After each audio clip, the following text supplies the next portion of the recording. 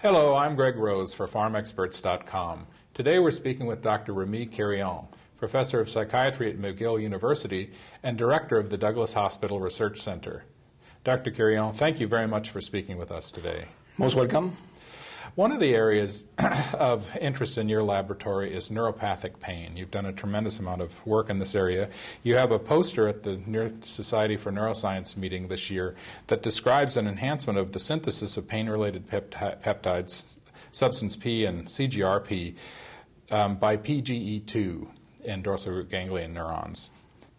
Does this observation open a new avenue for the therapy of pain? Well, good question. We don't have the answer yet. But what we think is that it may be a bit complementary to some other strategies that have been tested up to now. For example, COX-2 and Vioxx. And, of course, we know of the side effect, the cardiovascular side effect of Vioxx. So here what we're trying to do is one step downstream in the pathway from COX-2.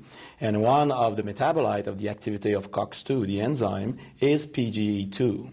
And we have some indication that maybe PGE2 will have less side effect, cardiovascular side effect, than directly modulating COX. So that's kind of the approach we're taking now. Trying to understand the potential role of PGE2 and the effect of PGE2 downstream in terms of inflammatory cell, in terms of neuron, and potentially leading to chronic pain. Do other prostaglandins activate the same mechanism?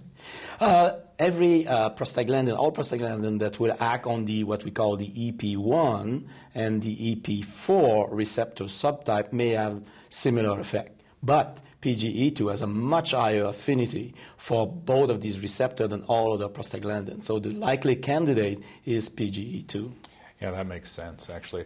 Well, is PGE2 only involved in injury-induced pain? We're not sure. Probably not.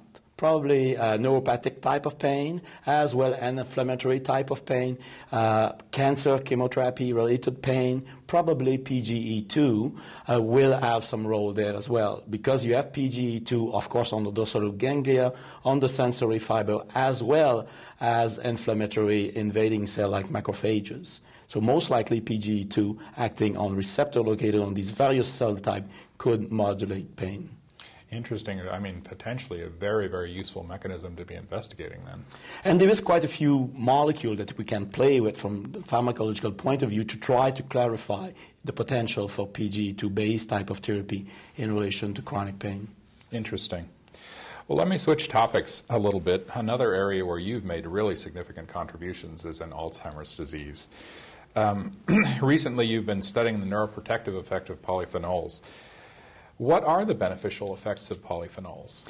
Well, these are quite a complex molecule in terms of mechanism of action, and data from various labs have shown now that they can modulate the production of free radical, quite well established, many different systems. But in addition to that, more recently, modulate the maturation of the APP precursor, so basically the protein that lead to the production of amyloids that we see in Alzheimer's brain. Also on the degradation of amyloid-like peptide via the proteasome. Also the formation of fibril. So it seems that these polyphenols will act at multiple sites to regulate injuries or insult on cells. Interesting, interesting. Well, is their neuroprotective activity due solely to being antioxidant?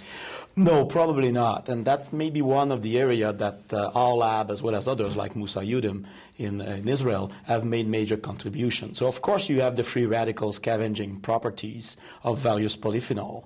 But in addition to that, we have shown that there is probably a plasma membrane site of action, kind of I will not say really a receptor, but a binding protein for various polyphenol.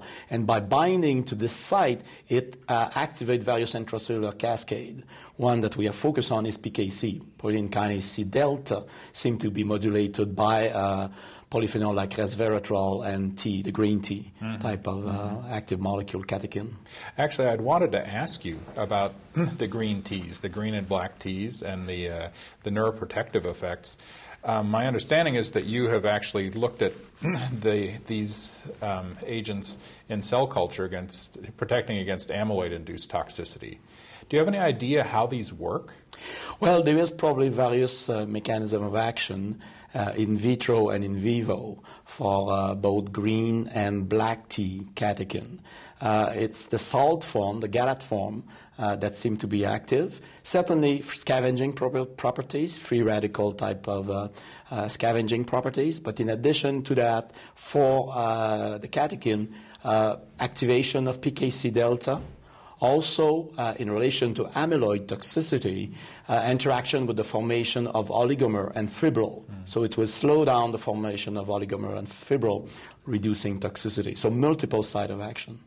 So is this an observation that's been widely investigated, or is this still sort of at a seminal level where most of the results have come from your own laboratory? There is more and more interest on that, on the role of green tea extract, of catechin and resveratrol in relation to amyloid toxicity in Alzheimer's disease. So the group of Musa Yudim in Israel have done a lot. Group in South Korea, in Japan, in the States now, and like at this meeting, studies on resveratrol and various grape abstract on the maturation of the APP precursor, on the toxicity of amyloid. So there's more and more phenomenon that have been seen by various groups all over the world. The acid test now, of course, will be in human. See what happened in human. Can we slow down progression of Alzheimer's disease on the basis of some of these molecules? Well, based on your experiments in the laboratory, do these extracts have sufficient potency to be able to be administered to humans and have effects, do you think? Probably the tea, some of the tea extract, yes. But of course it will need to be long-term. So you will need to have intake of that for years and years. So otherwise you need very high concentration, high level of it, and then maybe you start to have also some toxicity induced by this product themselves. Another strategy will be to develop mimic of these molecules that will be more potent than the natural product. Do you know of any clinical work that's ongoing? There is clinical study, mostly epidemiological studies, where they have compared the intake of some of these substances as nutrients. And there is data, for example, from Japan and from France, suggesting that if you have greater intakes of green tea or red wine, but to a certain extent, then you also have a lower incidence of dementia. I see. Well, thank you very much for your insightful comments. Pleasure.